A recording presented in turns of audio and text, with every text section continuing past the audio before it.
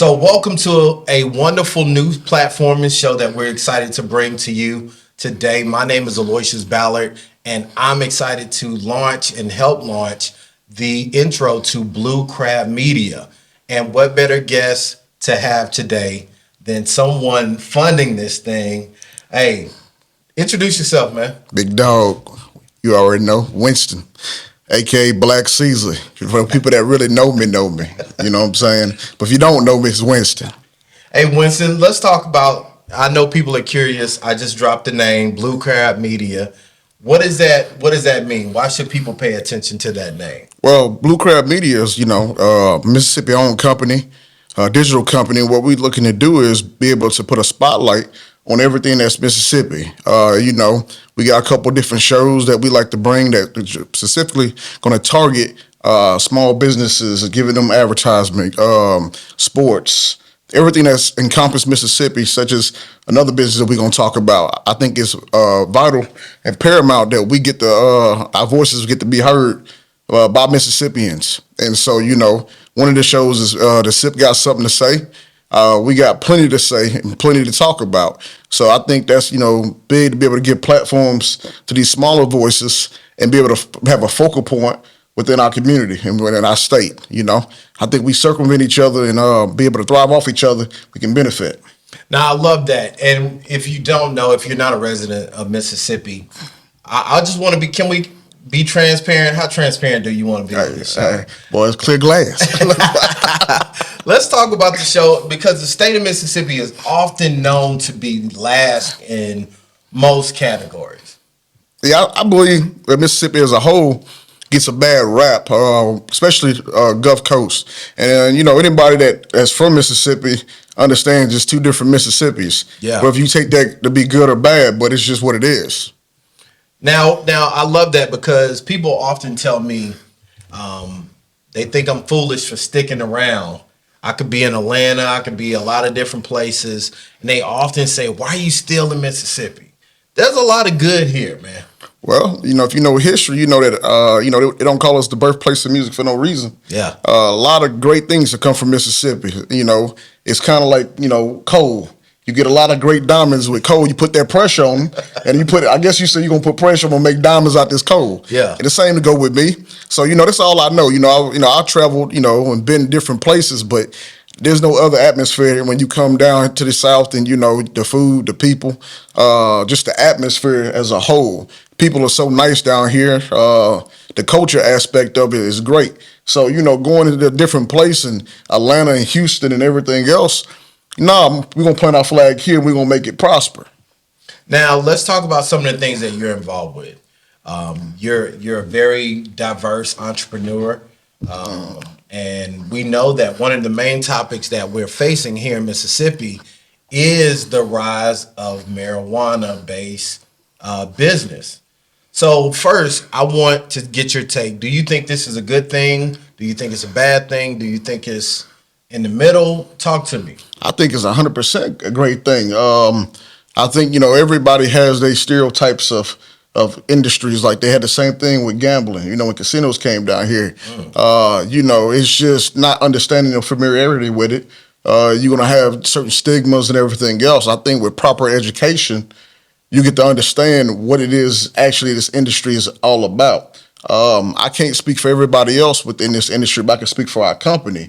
We're doing our best to be able to build products and spread education through messaging and setting up a podcast and a studio to be able to bring on people that's knowledgeable within this field and everything else. As far as the plant, the botany of it, manufacturing aspect of it, and also too just ancillary type of industries, packaging and everything else. I think the biggest thing that people looking to have is saying, how is this going to benefit me? Yeah. How is this going to drive me economically as far as me, myself, and my community in it and everything else? And I'm Mississippi first. I'm born here. I'm raised here.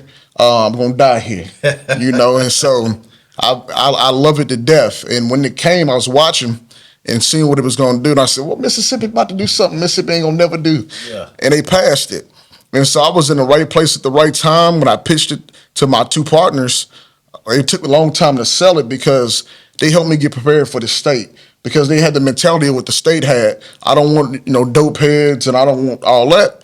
So I had to go and I had to, properly start educating myself and see how I'm going to be able to reverberate this message across. So I said, well, if I can sell them, I can sell the state on it. I can sell, individuals on it.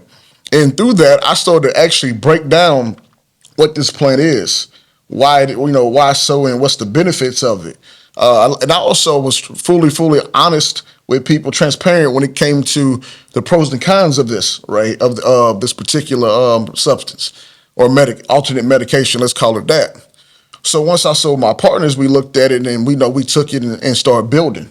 And the city of Prentice rolled out the red carpet for us. They've looking to do great things in that community that needs some life. And it was a representation of Mississippi. Hardworking individuals. Looking for the opportunity to be able to establish themselves within the state. And that spoke to us. That was like, this is what Mississippi is. What you think you is when you actually go in there and you talk to the people. Yeah. And everything else, you're like, they just like everybody else. It's like us. We want opportunity.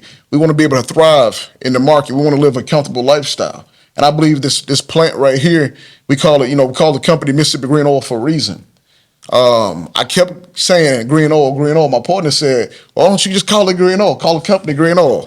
I said, let's do Mississippi green oil, right? And, we intertwined the magnolia and the marijuana plant, that's symbolic with the state. Yeah. Knowing that we at one point in time, we was one of the biggest agriculture states within the world. Now I think we rank like 32nd or something like that in the country. And as far as economically, I like for us to be able to keep Mississippi dollars in Mississippi.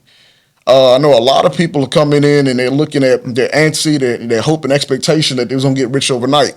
It's a process that's has yet to actually take off, rocket ship, but it's coming. So everybody anticipating, as far as the patients, when they're gonna be able to get the medicine, and from the people that invested their money into it, when can they see return return on investment, on their dividends, things of that nature. So let's talk about that, because a lot of people they hearing information within the streets, barbershops, small groups of hangouts. What is, in your opinion, where are we currently, or the state of Mississippi currently, in making sure that this product or that the procedures of what's going on with marijuana within the state is properly being distributed? Because we've seen some messy situations. We said we're going to keep it a buck, right? Yeah, we'll keep it 100. We've seen some messy situations, even here on the coast. Yeah. We for anybody that's been watching, everybody's been watching this carefully. This is a multi-billion-dollar industry. Yeah. And to me, it's in its infancy stage as far as the understanding completely from medicinal side and recreational side. To be able to really tap into it's green prohibition. Yeah. When you look at everything else and what that done for the country, same principle. So when it goes into the state itself, we all criticize the state, and rightfully so. They're doing, it was a new program, robust program at that. So, I'm gonna be hindsight 2020 is that they're working, diligently to be able to get the program on course and make sure we do it the right way. But at the same time, we can look back and say that proper steps should have been implemented, things like that. Personally, if you ask me how to do it, how I would have done it, I would have built my registry. I would have built my doctor registry, then my patient registry. This industry is going to be driven off the patients. And let's not get it twisted. Most people keep saying that, it's going to be used as a recreational tool, or people going to be, same thing be said with alcohol, could be said with, opioids and narcotics, prescribed narcotics. But the thing of it is, like I said, proper education and understanding of what you consume and how you consume it and what effects it can have. Is a key vital part in being able to have a successful program that people benefit from, not only financially, but through a holistic approach. Now let's talk about that, because we know the opioid crisis is still prevalent. It's a lot of people hooked on painkillers and different things of that nature. How do you feel like this is going to be an escape or a better solution for those families, for those people who are suffering with pain or chronic pain on a daily basis? Well, I believe it's a great alternative. If you look at what Florida did within implementing their medical program, I believe they cut their not a hard number, but they cut their prescription pain medicine. I think about like 65%. That's a large number. So when you look at it, you have a barometer that you can look at throughout the country that people that have established themselves within a medical market and how they have cut down the use for prescription medicine drastically. And I feel like going into it and having we used to have people that can pull negative, they can pull very few negative reports when it comes to using this product. You're going to have your people, your naysayers and everything else that's going to be trying to highlight that. But if you're going to go down to the answer and say, well, go down to the question, not the answer of, why did we implement this program? And if we implement a program, why are we not going full fledged to be able to put, backing? Ole Miss is the oldest university for studying this product, for studying this plant. We have all the tools right here in our backyard to be able to further the educational aspect as far as when it comes to Western medicine. Israel and different things, different countries are already ahead of us when it comes to researching, using, and understanding this product. I love that. Now let's talk about that, because one thing I do know about you is that you really do believe in championing the state. And with things like Ole Miss being one of the oldest researching parties in the use of marijuana, and we know our state climate is ideal to grow marijuana. Well, the thing about that is that you can't have a greenhouse by state regulation, so it has to be grown indoor, and that's pretty much a climate controlled environment.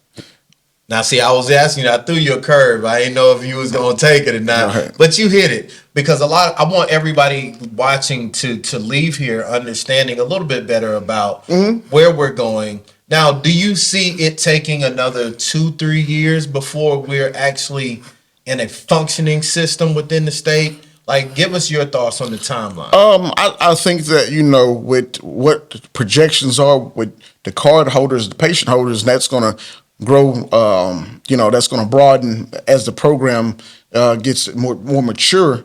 It's more so making sure the state wants to make sure that they have enough workers to accommodate this program. I think it's owed to the patients and the participants that invested their hard-earned money into this to be able to have a competent program. So let's talk about something. Let's pivot just a little bit. I want people to understand how this, because you said it's $1 billion business.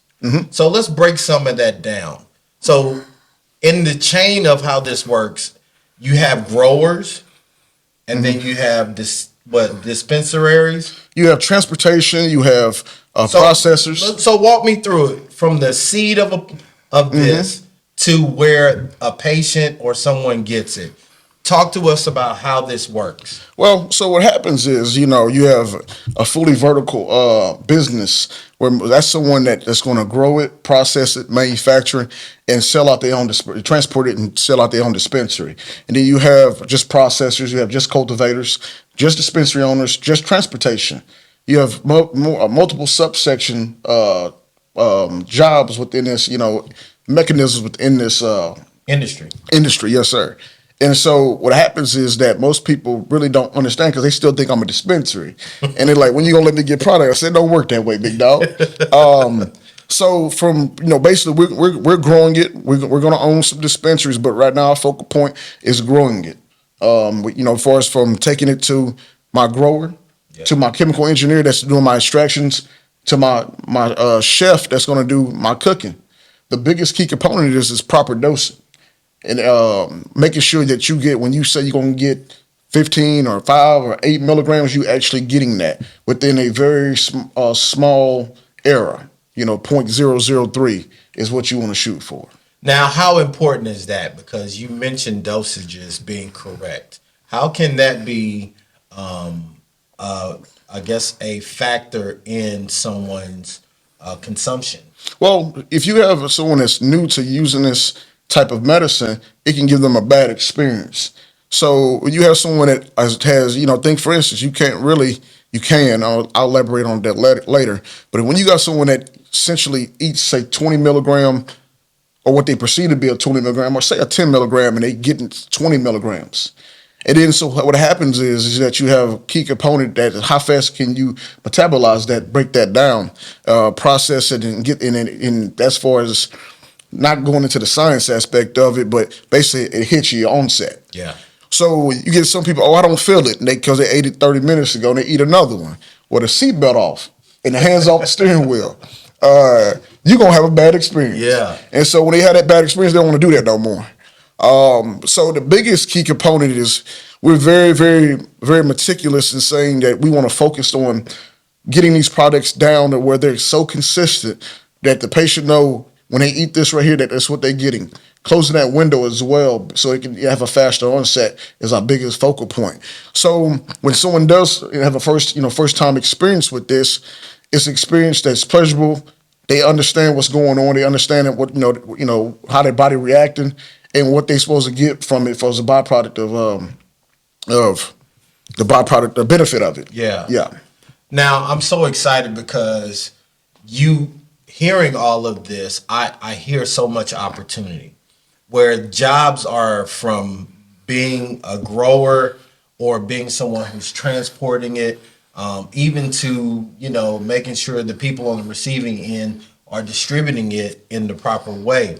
So we always know that in Mississippi, we love businesses and outlets that allow us to employ people outside of the shipbuilding. We know, and car industry, Nissan's here, all these things, but $1 billion. And is this, when we say $1 billion, are we saying $1 billion a year? Oh yes. Once you established, you can just look at what Missouri did. Missouri just moved to a rec market, and they're looking at doing. I think they've been medicinal for 2 years. They're the quickest ones to move to a rec market, and in the first 2 years of fully established, it was like 400 million. Now I think with just making it rec, they're looking at next year 1.3 billion. You understand? Colorado, I think it was last year in May of last year, August, they made $96 million in 1 month. Look at what Oklahoma's doing. Wow. So the data's there to understand, how and why this industry is booming the way it is, and it's only going to continue to boom. Now, I want to make sure that anybody watching understands that you said rec, and you mean recreational. Yeah, or adult use, as they say. Yeah, because I like to make sure that we give people an understanding when they hear about something like this. But marijuana is not the only thing that's changing in the state. On the coast, we're seeing a lot of development, and you're paying attention to that as well. Yes. What are some of your thoughts on how you see in the coast come up? We have Paradise Pier now. We're seeing the Gulf Coast. I think they said Carnival Association is looking to expand and bring more tourism business here. Like, what should we as Mississippians or Gulf Coast residents, what do you think we should be thinking about and looking at in the near future? In the near future, expansion. The thing of it is, we are the hospitality state. It's a beautiful thing. When you ride over, the Oak Springs Bridge, coming from Oak Springs to Biloxi, and the sun rising, that's one of the most beautiful things you're going to see in the morning. At night, when you ride down there and you see the bridge light up and you get to see Paradise Pier, and you get to see that. We remember, the coast before Katrina, and the entertainment that we had and the lights and everything else. I think we're going to come back better than that. Yeah. And, you got to think about it. Since COVID, we had 10 million tourists that come through Mississippi alone. And so people, when they come and they get they get a glimpse of it, they fall in love with us. And it's more so, you're right there to New Orleans, hour, 40 minutes. You're 6 hours from Atlanta, 6 hours from Houston. Same thing with Memphis, but it's slow. We pride ourselves with being slow. Yeah. People are yet to figure out what mean. Don't already mean that we agreeing with you. We hear you. We're gonna see what you're talking about. So, but as far as the development on the coast, it's we got the casinos coming in, which we got our hand in as well. We have different venues that we looking to, that people themselves are looking to establish. Yeah. With this, the View Marché is reviving that that's something that's very near and dear. I got a good buddy of mine that's looking to be able to do something across the tracks, that's north of the tracks, that be able to bring in as far as some historic things and and be able to keep that going. You know, Main Street is very rich. Tyrone Barbershop, Inez, the Blue Note. It's a lot of different rich John Henry Bear Park that's very near and dear to people. You know, you got the old Elks that's right around the corner as well. As far as the state, you know, I got my hands in a lot of different things, and I got two partners. I call them superheroes. One is Batman and one is the Hulk. And Batman on Batman. And we looking to be able to, especially in Prentice and throughout the state, is be able to bring more manufacturing entities through the state to be able to bring jobs and also be able to distribute. It's a central hub. Yeah. You're not going to get any better than Mississippi when it comes as far as transportation and being geographically located in a perfect situation. So people are looking at too, and especially if they do away with this state tax, it's going to open up drastically. Yeah. Now, I'm going to be honest with you. Don't come down here with that craziness. we all get along. So if you come in, you know, hey, you know, we welcome you, but leave some of that craziness where you at it. At the state line. At the state line, you know. I love it. I just attended First Friday Biloxi. Mm-hmm. You know, it's now under the overpass by Shucker Stadium. And I tell you, man, they had at least 300 people out. Oh, y'all seen it. They showed out. And it's only expanding. I'm looking at how culture, like, is leaking into outlets like that. And now you're seeing more bike riders. You're seeing more things that are, it feels like Portland almost. Without the open drug use. Yeah, but maybe in the near future we may be a rec state. Well, that's the biggest thing too, is that the state want to see how we handle it. Yeah, and I think that being able, it's kind of one of them things like, you know, eat your vegetables, you know, you get dessert, right? Yeah, we want, you know, and I agree with them. You know, we want to be able to properly educate, and I'm very prideful. You know, I am Mississippi first, and I tell people this all the time. You know, I do want, as far as my company, to be a representation of this state, and I do want other companies that's, you know, there's no competition. The only competition is for us to bring the best product as a collective to the market, to these patients.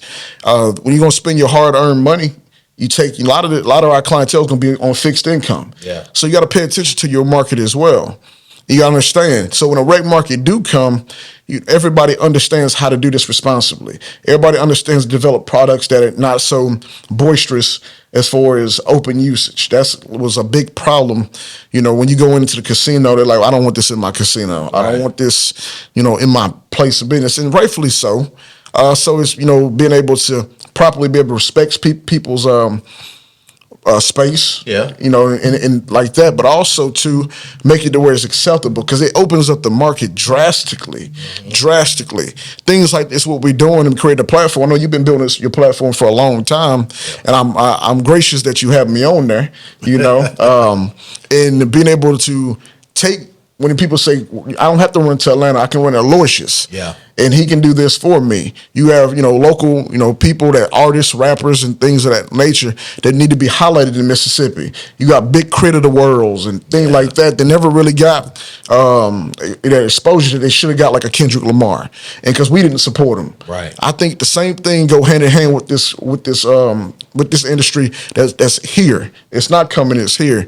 That when you build it, even just because you might not have enough money to get into the cultivation side or the dispensary side, look at packaging, look at transportation, look at different things. Be creative in coming into the venture aspect of it. Start working on products or working on ideas and be able to present like a short tank. Present it to someone, and then, you know, understand business as well. This is something I've been working at since, you know, right before COVID. So everybody was like, "Where you been?" You know, I thought I've been getting fat. I've been getting fat and been building. I don't even call it working no more, because, you know, I look at it as I'm always building. I enjoy it. Yeah. You know, there's no time. There's no 5 days a week. It's, you know, let's do it until it get done. My employees that went up there, they built it. They built my building. It's our building. Also, my grower, the one that built it, is my grower. Yeah. You know, and he told me, I just need an opportunity. And I looked at him. I went and I had about 30 different growers I went through. You know, my partner said, I grow her right here.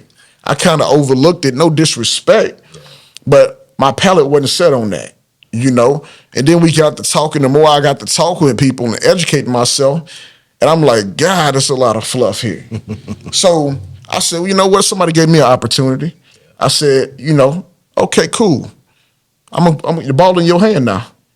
I need you to be my Joe Montana, my Tom Brady. Everybody know I can't stand Tom Brady, but he got 7 of them things. Yeah. So it essentially was like, this is what it's supposed to be. It's supposed to be our program. It's supposed to be our industry. You have people that coming in, big boys, that's coming in, and you know, people say, are they gonna let us in? Let yourself in. Make a way for yourself. You know, the biggest thing is that I'm gonna put Mississippi money back in Mississippi. Whatever I make, whatever I do, I'm coming. I'm going down there to spend at my local shops, spend up my jacked up coffees, my making groceries, spending, you know, at my damn burgers, spending at you know, my scratch kitchens and things that, you know, Lady Mays and things like that. Yeah, I'm plugging y'all. I need that cut too. You know, this is the last plug, but Yeah. but no, You giving it up. you giving it up. You know, get tires for my boy Outlaw John Babbitt. But no, so no, I got great people. I got a great team. So that's my biggest thing near and dear is making sure this money go back into stimulating us. Now I want to bring it full circle because we're about to close and wrap here. Blue Crab Media. What is your commitment to this? What will this be? Why should people once again pay attention and what can they expect in the future? Blue Crab Media is Mississippi. Like I told you, we and like I said, when I say we, I'm talking about me and Lo. We're gonna do something called the hoodie and the dreads and the hoodie. But Blue Crab is bringing exposure. I don't care about getting a 100,000 followers outside the state of Mississippi. I want to be able to bring news and things like that in our own way. I got the hoodie on for a reason, because you know that's what people know me at. Coming up here, I'm Mississippi. We laid back. We very intelligent individuals. We do things our way. We hard workers, but we like to enjoy. We're very family oriented, you know. So when Blue Crab is coming to be able to say, this is a representation of me. This is Mississippi. Winston, Loycious, and whoever we bring on the show is speaking. It has a voice to come on here in a respectful manner and talk freely. Like I said, it's a lot of, everybody don't have dollars to be able to advertise. But you know what? Social media is the biggest driving force, period, when it comes to advertising. And you know, the thing about it is that, you know, I love to talk. I love to talk my ish. You know what I'm saying? I love to have a good time and joke and play. And let's do it our own way. You know, I get to do this. I get to come up on here and I get to control my own narrative. Yeah. How many people gonna do that? You know what I mean? How many people can say that? Not a lot of people, or I would say, you know, the thing about it is I love that it is a platform that is championing our state and our area. And you're true in the regard of everybody cannot afford major advertising campaigns. Small businesses or brands who are, you know, community oriented oftentimes have to maximize every dollar they have. Mm-hmm. So for you to be able to offer a platform, a way to share their story or share their views is very awesome. And I'm happy to be a part of it. And listen, I want you guys to share this with someone. Tag someone that you know that needs to be, you know, exposed, or they need someone to help them let their story be shared. Blue Crab Media is here to help them. How can they get in touch? You know, everybody got my Facebook. I'm setting up my social media. My man right here, this is my big brother Ray. I got plenty of them. Yeah. He's a very, very, very, very, very important part in making this go. Yeah. When I say exudes professionalism, y'all have no idea. So what we're looking to do with my partners, everything we speak on, we touch, is very professional. So we setting up social media right now. We setting up, you know, where you can come in, you drop in. I'm building the studio at our place. As we speak, we're building it. And so, you know, we're gonna set it out. We're gonna lay it out now. I was bad and bougie, now I'm big and bougie. You know, so but no. So once I get it, we plug, we're gonna do some more shows. Like I said, But come out, support my man. Seriously. Yeah. You know, the thing about it is, I've been watching the film. I grew up behind him. You know, I'm young. I just grade early. Yeah. You know, he ain't got no stress. He light skinned too. So. I got gray all in it too, bro. Yo, I got mine early. You know, I got to stop by Walmart, get that jet black. You know, put about 5 years back on me. But, you know, it takes all of us to be able to support all of us. You know, the thing about it is, if we don't do it, it don't really matter. It's Mississippi as a whole. Yes. If we don't sit here and put money back into to each other, when they take money out this state, don't get mad. That's a real point. You know? Now, before you get out of here, I see you brought some stuff with you today, and I know I'm gonna put you on the clock. You got 60 seconds to tell me what's going on here. Amethyst, we just signed. This is the very first ever. This is 15 milligram CBD water, 72 minerals. This is what we bringing to the market. We bringing products like this to the market. And so what we're looking at is, this is another mechanism to be able to get what you need. Recovery in the gym. It's just not Delta 9. We do have a Delta 9 product. We do have some products that we're going to infuse with THC. But this can be in everyday gyms. It can be in your house. This helps you get your 72 minerals, everything from recovery. So nothing like this is on the market. And we got some other mind-blowing products. Amethyst is coming to you. Y'all be on the lookout. You did really good with that, man. I mean, right up under 60 seconds, too. And that's the kind of excellence you get with Winston and the team at Blue Crab Media, as well as Green Oil, man. So we're excited. Listen, tune in. This is the first episode. We're just getting started, and I'm excited to be a part. Thank you, Winston, for coming on. I know how busy you are, but man, don't miss out. Share this, tell someone, and we'll see you in the next one. Peace. Appreciate it.